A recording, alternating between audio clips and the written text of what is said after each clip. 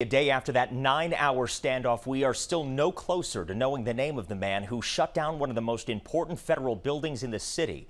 Investigators remaining silent. The I-Team tonight speaking to federal law enforcement experts about the process of protection for the public and the suspect, who authorities say caused a full evacuation of the busy Dirksen building and put court business on hold for hours.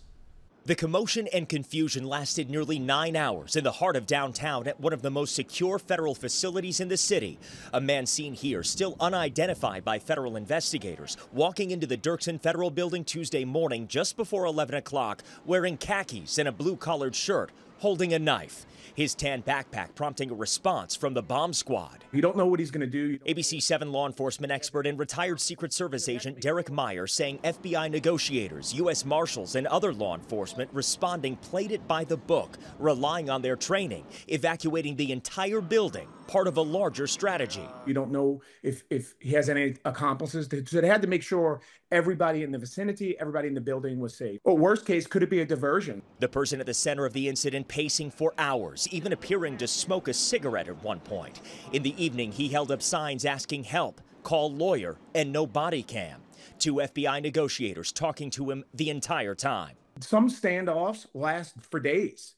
And that's why the FBI hostage negotiators are the best in the world at what they do, because they do have patience and they will take as long as it takes to make sure there is a positive outcome. FBI training materials for crisis negotiation reviewed by the I-Team gave a detailed look at their tactics in an unpredictable situation like this. A focus on active listening, empathy, building a rapport with a subject, then using that rapport to influence and affect behavioral change. And then to, zone in on the suspect and see what type of weapons he's carrying, what type of threat he is to the surrounding areas, what type of threat he is to law enforcement, and then what type of threat he is to himself. That suspect never got beyond the lobby. In fact, never passed the metal detectors before finally being taken down by a horde of federal agents in tactical gear just before 8 p.m. Tuesday. The man was seen being taken out on a stretcher, appearing alert and conscious with a wound to his neck. He was taken to Northwestern Memorial Hospital in an ambulance in good condition as the investigation unfolds. Where did the suspect come from? Why did he travel to Chicago? Why did he pick this specific building?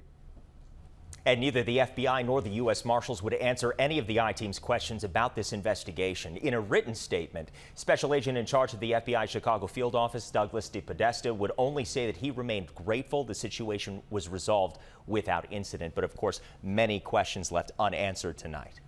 All kinds of patience being exhibited, if nothing else. And that's one of the things that our law enforcement experts talked about, really the patience that these FBI negotiators have to make sure that this resolved really with no loss of life. Yeah, 9 hours yesterday. 9 was hours, quite a long time. Build Mark, that rapport, get the outcomes you want. All right. Exactly.